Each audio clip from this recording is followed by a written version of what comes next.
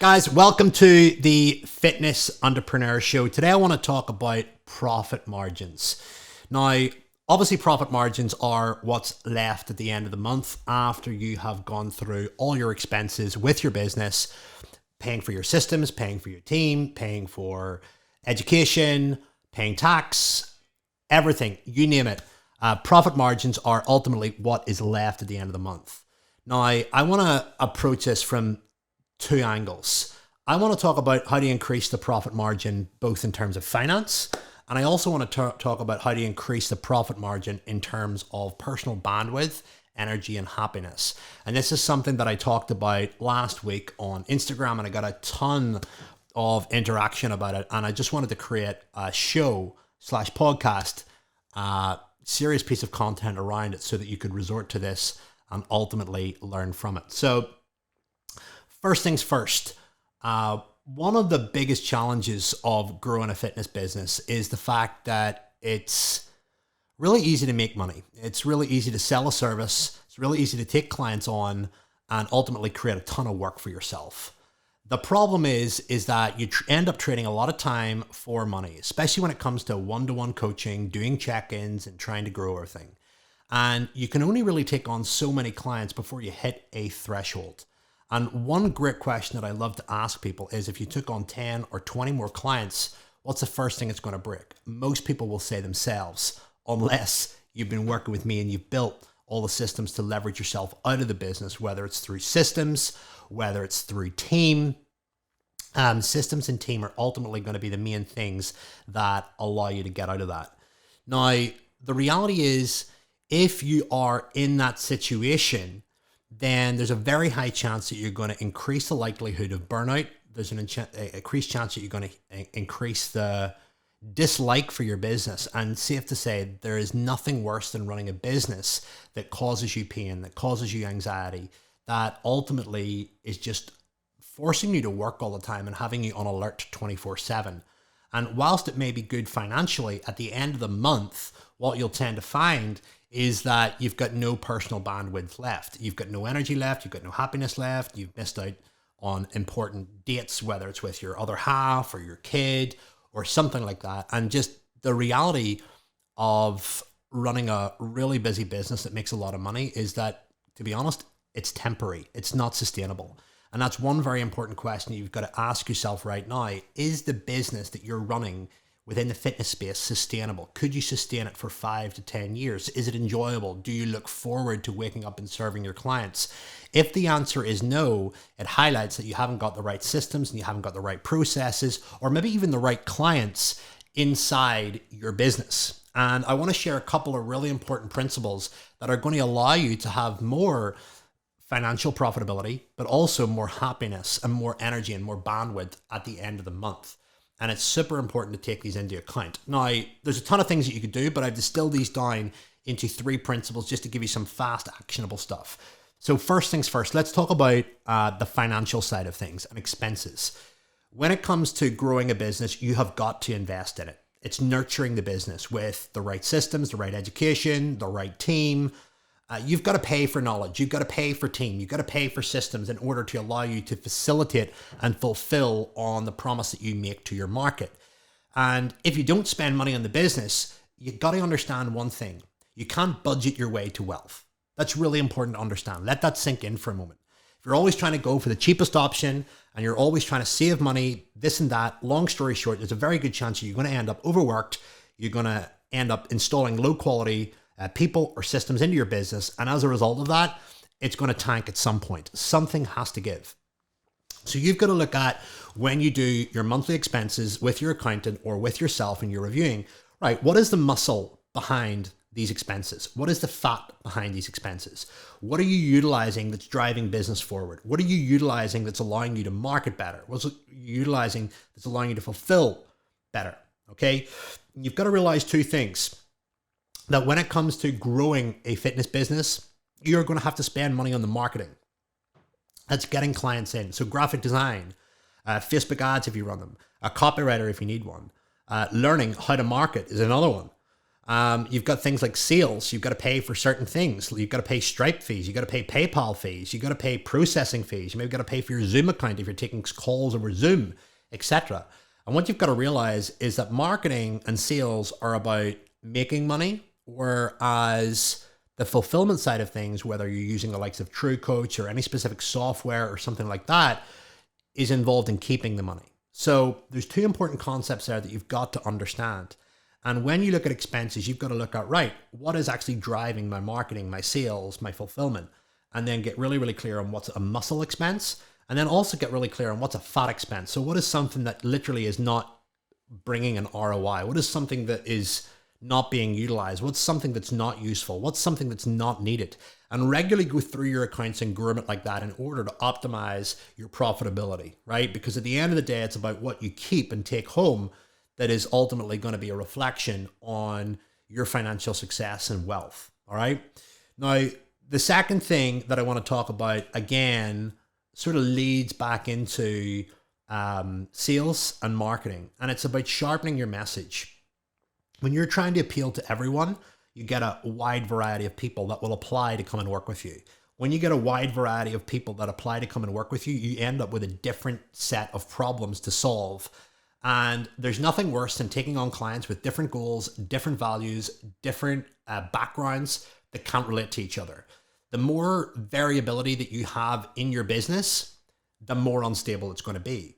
So these are some fundamental things that I want to go through, and albeit they're random principles, they're very powerful and very, very potent. And if you are running a fitness business and you do want to take it to 6 figures, even 7 figures down the line, you've got to understand these elements. The greater variety of clients that you've got in your program, the more problems you're going to have, because you're going to have to create programs, you're going to have to create systems, you're going to have to communicate differently to these different people. And that's one of the biggest challenges of growing a fitness business for many people, is the fact that they've got a mixed bag of clients and their marketing's mixed, and they've got mixed testimonials, they've got mixed case studies. And with that, they haven't really got a straight message. So that's important. The last thing that I want to talk about is personal margin. If you look at your business right now, I really want you to ask yourself, come the end of the month, are you absolutely exhausted?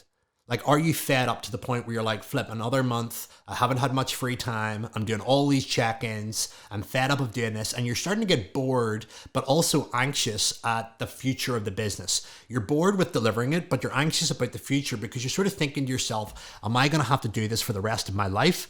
And your income's capped at a certain number because you know that you can only work so much. And this is a big, big problem that I deal with pretty much on a daily basis, is coaches get their business to a relatively healthy number, but they're trading time for money. And as a result of that, they can't grow any further because they associate growing with pain, taking on more clients, onboarding more people, dealing with more problems and more challenges. And as a result of that, they simply don't have the capacity to take people on.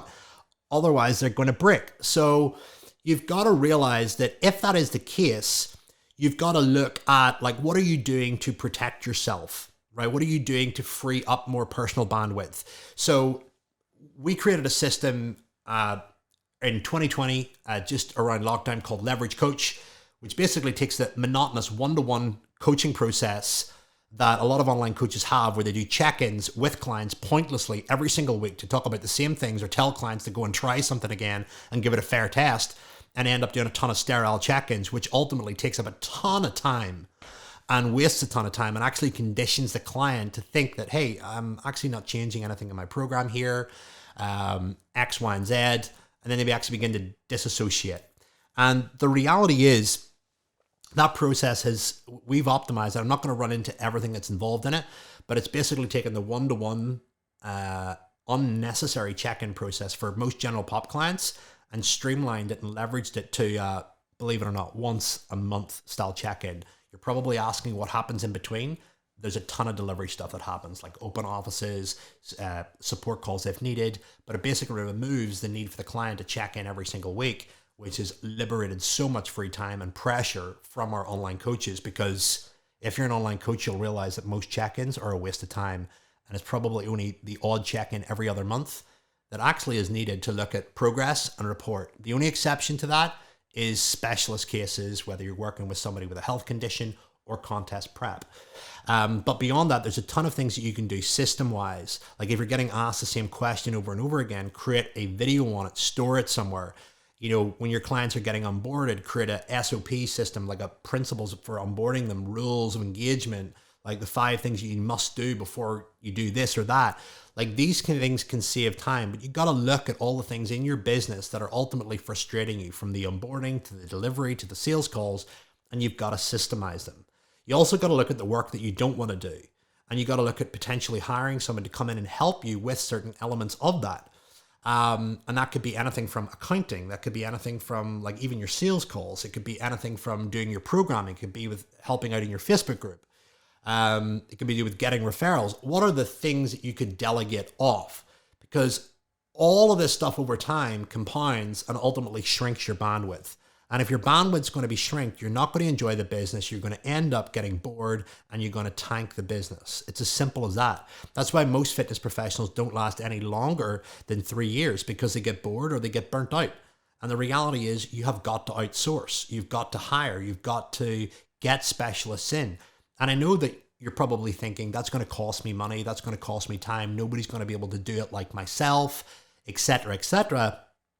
And as a result of that, that holds you back from doing it. But that's a story being played in your head. We work with a lot of coaches and they end up building a team. They end up hiring the odd specialists and they pull themselves out of the business over time to create more freedom, to create more bandwidth. And as a result of that, make more money, have more free time, and use that free time to either research new areas of their life that they want to improve or to get involved in other things.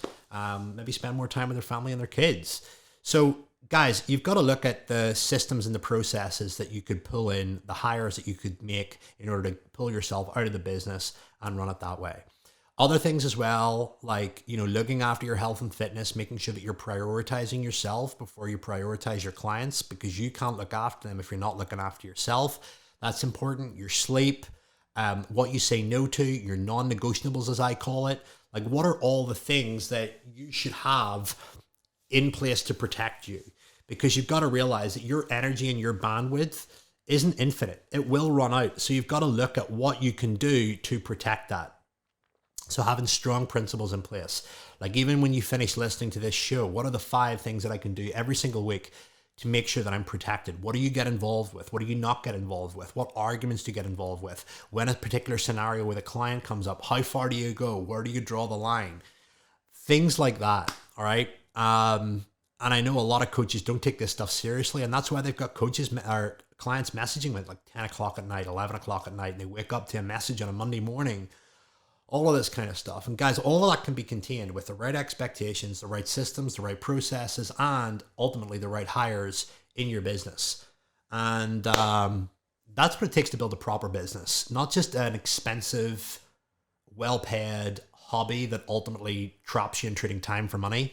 That's for amateurs. If you want to build a proper business and you want to build a team, you want to build the right systems, please get in touch. Simply go to phil-graham.com or click a link that's anywhere in and around this and book in for a call with our client relations team. We'd be delighted to help. We do it week on week, 365 days a year. We'd love to hear from you, and I'll see you soon. Take care.